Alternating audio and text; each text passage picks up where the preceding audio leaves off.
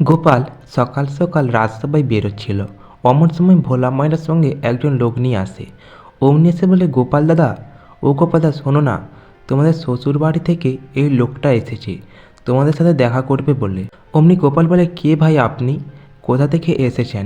উনি তখন বলেন যে, তোমার শাশুড়ি মা আমার হাতে একটা চিঠি পাঠিয়েছেন, বলেছেন ওনাদের বাড়িতে একজন গুরুদেব এসেছেন, ওনার কাছে উনি দীক্ষা নিয়েছেন, সঙ্গে আপনার মেয়ে জামাইও কালকে দীক্ষা নেবেন বলে চলে গেছেন, তাই আপনাদেরও যেতে বলেছেন আর বলেছেন আপনারা যাতে আমার সাথে যান। গোপাল বলে, গুরুদেব এসেছে, আবার গুরুদেবের কাছে দীক্ষা নিতে যেতে হবে? এ কি, আমি তো যাব না দীক্ষা নিতে। গোপালের গিন্নি বলে, না না, তোমাকে যেতেই হবে, না গেলে হবে না। তুমি এখন যাও, রাজামশাইয়ের কাছ থেকে গিয়ে ছুটি নিয়ে এসে গিয়ে যাও। গোপাল মনে মনে ভাবে, ব্যাপারটা কি হলো, মেয়ে জামাই আবার ওখানে গিয়ে উঠল, মেয়ে জামাই দীক্ষা নিতে চলে গেল, ব্যাপারটা তো বুঝতে লাগবে। তারপর গোপাল বলে, বেশ গিন্নি, তুমি তোমার বাবা বাড়ি থেকে যে লোকটা এসেছে ওনাকে খাতির যত্ন করো, আমি রাজসভা থেকে ফিরছি। তারপর গোপাল রাজসভায় যায়। রাজসভায় যেতে রাজামশাই বলে, কি ব্যাপার গোপাল, আজকে এত দেরি করে রাজসভায় এলে যে? গোপাল বলে, রাজামশাই কি করি বলুন, সবই গুরুদেবের দয়া। রাজামশাই বলে, গুরুদেব মানে? বলে, হ্যাঁ রাজামশাই, আসলে শ্বশুরবাড়িতে এক গুরুদেব এসেছেন, ওই গুরুদেবের কাছে আমার শাশুড়ি মা দীক্ষা নিয়েছেন, সঙ্গে আমাদেরও দীক্ষা নেওয়া করাবে, তাই লোক পাঠিয়েছেন আমাদের নিয়ে যাওয়ার জন্য। কি করে বলুন এখন রাজামহাশয়, আমাকে নইলে 4টে দিনের জন্য ছুটি দেন। রাজামশাই বলে, 4টে দিনের জন্য ছুটি গোপাল? গোপাল বলে, রাজামশাই এখন যদি আপনি না ছুটি দেন তাহলে তো এখন দাম্পত্য কলহ লেগে যাবে, তাহলে কি করি বলুন। রাজামশাই বলে, বেশ বেশ, গোপাল যখন গুরুর কাছে দীক্ষা নিতে যেতে চাইছো তাহলে যাও, শ্বশুরবাড়ি থেকে ঘুরে এসো যাও। মন্ত্রীমশাই মনে মনে ভাবে, গোপাল একবার যাক না, তারপর টেরটা বুঝতে পারবে কি অবস্থা হয়। তারপর গোপাল ফিরে চলে আসে। গোপাল এসে পুল্লা পুল্লি বেঁধে নিয়ে গোপালের গিন্নি আর ওই লোকটা মিলে গরুর গাড়ি করে শ্বশুরবাড়ির দিকে রওনা হয়ে যায়। ওদিকে শ্বশুরবাড়িতে বটাঘটা ওই গুরুদেবের বেশ ধারণ করে সাধু সেজে বসে থাকে। তারপর বটাঘটাকে গুরুদেব ভেবে গোপালের শাশুড়ি মা, গোপালের মেয়ে জামাই সকলে গুরু সেবা করতে থাকে আর গুরুদেবের জয় জয়কার করতে থাকে। এদিকে গোপালের জামাইকে মাথা নিচু পা উপরে ঘুরে শীর্ষাসন করতে বলে। গোপালের জামাই তো মাথা নিচু করে রাখতে রাখতে মাথা ব্যথা হয়ে যায়, বারবার করে বলতে থাকে, গুরুদেব আমার যে মাথা ব্যথা হয়ে গেল, আর কতক্ষণ আমায় এরকম করে মাথা নিচু করে থাকতে হবে? গুরুদেব, আমার যে প্রাণটাই চলে যাবে। ওদিকে ওই গুরুদেবের বেশ ধারণ করে বটাঘটা বলে, আরে শোন মূর্খ, তোর ভেতরের যত পাপ রয়েছে সব মুক্ত হয়ে যাবে, তুই কিছুক্ষণ থাক, তারপর তোকে আমি সোজা হয়ে বসতে বলবো। ওদিকে গোপালের মেয়ে বলে, এই যে তুমি একটু কিছুক্ষণ থাকো না গো, কী করবে বলো, গুরুদেবের তো আদেশ। গোপালের শাশুড়ি মাও বলতে থাকে, এই জয়ধ্বনি দে, গুরুদেবের জয়ধ্বনি। ওদিকে ওই গুরুদেব বলে, আচ্ছা মা, তোর যত ধন সম্পত্তি আছে ওগুলো সমস্ত আমাদের দান করে দিস, বুঝলি? কারণ দেখ, আমরা জন্মের সময় যেমন একা এসেছিলাম, মৃত্যুর সময় তো একা চলে যাব, সুতরাং আমাদের কাছে আর কিছু থাকবে না, আর ওই সম্পত্তি যদি আমাদের দান করিস আমরা গরিব দুঃখীদের দান দিয়ে দেব। বলে শাশুড়ি, বেশ বেশ সাধুমশাই, আপনাদের আমি সব দান দিয়ে দেব, জয় গুরুদেবের জয়, জয় গুরুদেবের জয়, এইরূপ করে জয়ধ্বনি দিতে থাকে। ওদের গোপালের শ্যালক মনে মনে ভাবে, এই রে, মায়ের কাছ থেকে তো সব সম্পত্তি নিয়ে নিতে চাইছে, এখন কি করি? তারপর আবার ওই জামাই বলতে থাকে, আমার কষ্ট হচ্ছে গুরুদেব, আমি আর পারছি না, আমার প্রাণ বেরিয়ে যাবে। তারপর গোপালের মেয়ে বলে, গুরুদেব ওকে এবার নেমে উঠে বসতে বলুন, নইলে যে সত্যি সত্যি ওর যদি প্রাণ চলে যায়। তখন বটা বলে, বেশ, তুই সোজা হয়ে বস। তারপর দুজনে বাইরে বেরিয়ে এসে বসে। ওদের গোপাল আর গোপালের গিন্নি এসে উপস্থিত হয়ে যায়।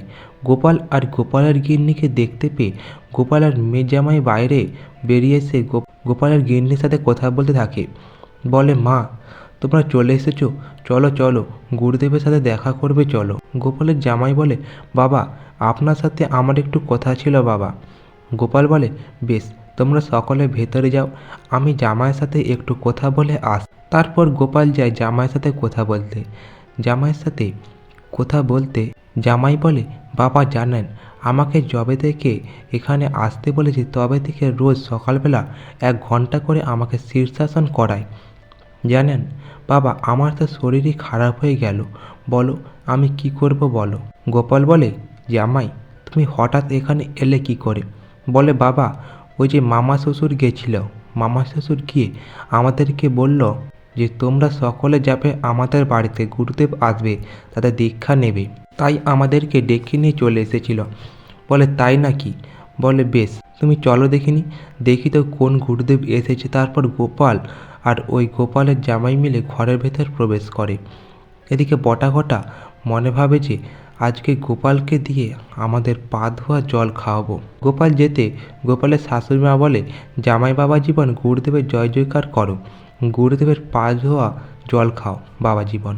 গোপাল বলে, গুরুদেবের পা ধোয়া জল খাওয়ার আগে আমি আগে খাবার খাই, তারপর গুরুদেবের পা ধোয়া জল খাবো। গোপালের শাশুড়ি মা বলে, তুমি পরে খাবে বাবা, আগে তুমি গুরুদেবের পা ধোয়া জল খাও, তারপর তুমি খেতে পাবে। গোপাল বলে, বেশ, একটা শর্ত আছে, আমি গুরুদেবের পা ধোয়া জল খাবো ঠিকই, তার আগে আমি গুরুদেবের পা ধরে একটু কাঁদতে চাই, তারপর আমি গুরুদেবের পা ধোয়া জল খাবো। বটাঘটা মনে মনে ভাবে, এই রে, গোপাল আবার কিছু করতে চাইছে না তো? এরূপ করলে তো হবে না। না না, গোপালকে পা ধোয়া জল খেতে দেওয়াই যায়, তাহলে আবার গোপাল আবার যদি একে হার করে দেয় তখন তো আমরা ধরা পড়ে যাব। অমনি মিছিমিছি না করা শুরু করে, আমার সময় এসেছে রে, আমার সময় ঘনিয়ে এসেছে। অমনি জ্ঞান হারানোর মতো করে চোখ বন্ধ করে বিছানায় শুয়ে পড়ে। অমনি ঘটা বলে, এখন গুরুদেবের বিশ্রামের সময়, তোমরা সবাই এখান থেকে বেরিয়ে যাও। তারপর সকলে মিলে বাইরে বেরিয়ে চলে আসে। ওদিকে গোপাল চালাকি করে জামাইকে নিয়ে ওই গুরুদেবের ঘরের জানালার বাইরে দাঁড়িয়ে দাঁড়িয়ে লুকিয়ে লুকিয়ে শুনতে থাকে যে ওরা কি বলছে আর কি করছে। অমনি বটাঘটা দুজনে বসে আলোচনা করে থাকে। এই বলে বটা বলে, এই মুশকিল হলো রে, গোপাল দাদাকে দেখে গোপাল দাদা তো এসে এখন আমাদেরকে ধরে ফেলবে, এখন কি করা যেতে পারে তো বল। বটা বলে, না না, এমন একটা চালাকি করব যাতে গোপাল আমাদের না ধরতে পারে, বুঝলি। বটা বললে, কি করলে হবে বলতো? বরং শোন, কালকে সকাল সকাল উঠেই বলবো, ওদের দুজনকে দীক্ষা দিয়ে দেব, তারপর দীক্ষা দিয়ে দিলে আর কিছু করতে পারবে না। বলে, হ্যাঁ তাই করব। গোপাল আর গোপালের জামাই ওই জানলাটা দিয়ে সব কিছু শুনে মনে ভাবে, বটাঘটা তোরা এ সমস্ত করছিস, তোদেরকে দেখাচ্ছি মজা, দাঁড়া কালকে সকালটা হোক, তারপর মজা দেখাবো। জামাইকে বলে, জামাই তোমাকে যেটা বললাম তুমি কালকে তাই করো, কেমন? জামাইকে শিখিয়ে দেয়। পরদিন সকাল হতেই গোপালের মেয়ে জামাই সঙ্গে শাশুড়ি, গোপালের গিনে সকলে মিলে গুরুদেবের সেবা শুশ্রূষা এবং জয় জয়ধ্বনি দিতে থাকে। গোপালও সঙ্গে সঙ্গে তালে তালে নাচতে থাকে। তারপর ওদিকে জামাই গিয়ে সঙ্গে ফুলের মালা কিনে নিয়ে আসে। বলে, বাবা এই নেন, আপনি বলেছিলেন না গুরু দক্ষিণা দেবেন গুরুদেবকে বলে। বলে, হ্যাঁ তো গুরু দক্ষিণা দেবো তো। ওদের গোপালের গিন্নি মনে মনে ভাবে, এ বাবা, লোকটা আবার কি সুন্দর ভালো মন নিয়ে গুরুদেবের সেবা শুশ্রূষা করতে চাইছে, গুরুদেবকে আবার দক্ষিণাও দিতে চাইছে। গোপাল তারপর জামাইকে বলে, জামাই বাবা জীবন, ফুলের মালা দুটো আর ওই হাতে পরা গ্লাভস দুটো এনেছো? বলে, হ্যাঁ বাবা, আপনি বলেছিলেন যা যা তাই এনেছি, এই নেন গুরুদেবের গুরুদক্ষিণা আপনার।